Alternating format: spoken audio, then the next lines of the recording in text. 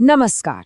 आज हम बात करने वाले हैं उन अधिकारों की जो भारतीय संविधान ने हम सबको दिए हैं।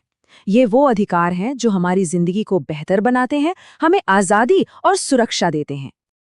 लेकिन शुरू करने से पहले एक सवाल, क्या कभी सोचा है कि किसी भी सरकार को बहुत ज्यादा ताकतवर मतलब सर्वशक्तिमान बनने से कौन सी चीज रोकती है? और हमारी आजादी की रक्षा आखिर कौन करता है?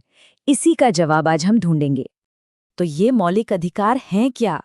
समझिए, ये हमारे लिए एक शील्ड की तरह हैं, एक ढाल जो हमें सरकार की मनमानी से बचाती है। ये सिर्फ खोखले वादे नहीं हैं, बल्कि ये संविधान की दी हुई पक्की गारंटी हैं। तो चलिए, इसे थोड़ा और समझते हैं।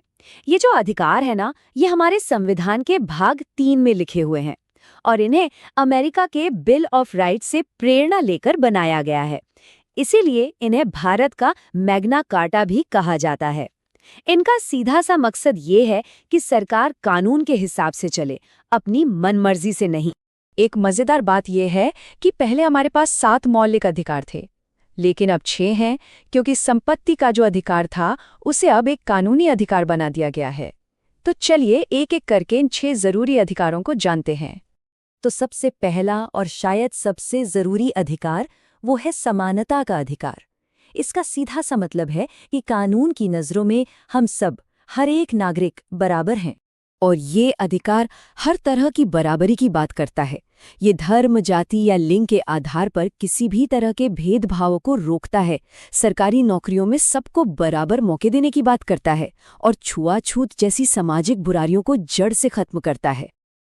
अच्छा, समानता के बाद आता है स्वतंत्रता का अधिकार। ये किसी भी लोकतंत्र की, आप कह सकते हैं, आत्मा होती है। तो देखते हैं कि ये हमें कौन कौन सी आज़ादियाँ देता है। देखिए, ये सिर्फ बोलने की आज़ादी तक ही सीमित नहीं है। ये हमें शांति से कहीं भी इकट्ठा होने, देश में कहीं भी घूमने फिरने और कोई भी काम करने की आज़ादी भी देता है।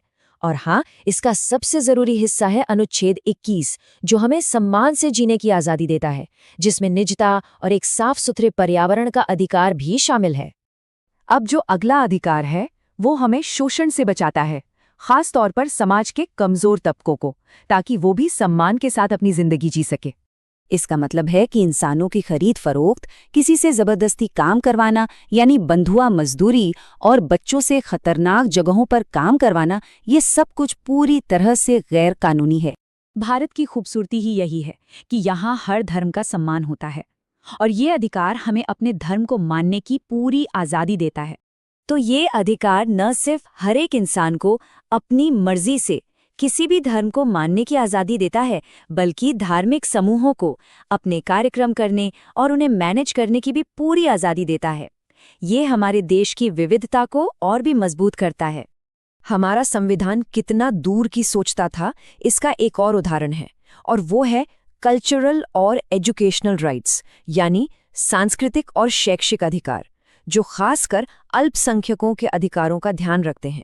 ये अधिकार ये पक्का करते हैं कि जो अल्पसंख्यक समुदाय हैं वो अपनी भाषा, अपनी लिपि और अपनी संस्कृति को बचाकर रख सकें, और तो और वो अपने स्कूल कॉलेज भी खोल सकें। इससे हमारे देश की सांस्कृतिक विरासत हमेशा जिंदा रहती है। तो हमने सारे अधिकारों के बारे में तो जान लिया, पर एक सवाल उठता है, अगर कोई इन अधिकारों को हमसे छीनने की कोशिश करे तो फिर क्या होगा? बस यहीं पर हमारा संविधान हमारी मदद के लिए आगे आता है। हमारे मौलिक अधिकार न्यायोचित हैं, या अंग्रेजी में कहें तो जस्टिसिएबल। इसका सीधा सा मतलब ये है कि अगर कोई भी, चाहे वो सरकार हो या कोई और, इन अधिकारों को छीनता है तो आप सीधे अदालत का दरवाज़ा खटखटा सकते हैं। ये सिर्फ किताबी बातें नहीं, बल्कि एक हकीकत है। और इसी ताकत की वजह से डॉक्टर B.R. अम्बेडकर ने अनुच्छेद 32 को, यानी संवैधानिक उपचार के अधिकार को, संविधान की आत्मा और उसका दिल कहा था। पता है क्यों?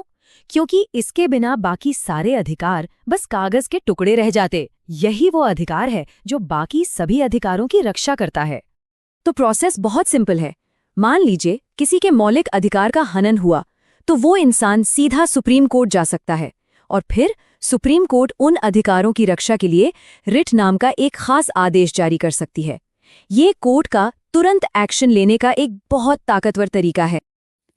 लेकिन हाँ, एक बात और याद रखनी जरूरी है कि ये अधिकार अनलिमिटेड नहीं है। हमारा संविधान हमारी आज़ादी और पूरे समाज की भलाई के बीच एक बैलेंस, एक संतुलन बनाने की कोशिश करता है। कुछ अधिकार ऐसे हैं जो सिर्फ और सिर्फ भारतीय नागरिकों के लिए हैं, जैसे कि बोलने की आज़ादी।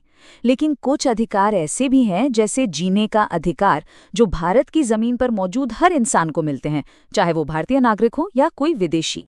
मौलिक अधिकारों और नीति निर्देशक सिद्धांतों में एक बड़ा फर्क है। इसे ऐसे समझिए, मौलिक अधिकार वो हैं जो आपको मिल चुके हैं और आप उनके लिए कोर्ट जा सकते हैं। लेकिन निदेशक सिद्धांत सरकार के लिए एक गाइडलाइन की तरह हैं, एक सलाह की तरह कि उन्हें समाज की भलाई के लिए कैसे काम करना चाहिए। तो आखिर में सवाल ये है कि ये अधिकार इतने ज़रूरी क्यों हैं? बात यह है कि ये सिर्फ कानून की कुछ धाराएं नहीं हैं, बल्कि ये हमारे लोकतंत्र की नींव हैं, उसकी बुनियाद हैं। और इस बात को सुप्रीम कोर्ट ने भी बहुत खूबसूरती से समझाया है। उन्होंने कहा है कि मौलिक अधिकार और निदेशक सिद्धांत एक रथ के दो पहियों की तरह हैं। दोनों साथ मिलकर ही देश को आगे बढ़ा सकते हैं। मतलब देश की तरक्की के नाम पर किसी के अधिकारों को छीना नहीं जा सकता। और हम आपको इसी सवाल के साथ छोड़कर जा रहे हैं कि अगर अधिकार और कर्तव्य एक ही रथ के दो पहिए हैं, तो क्या आज ये रथ वाकई संतुलित है? क्या हम दोनों को बराबर महत्व दे रहे हैं?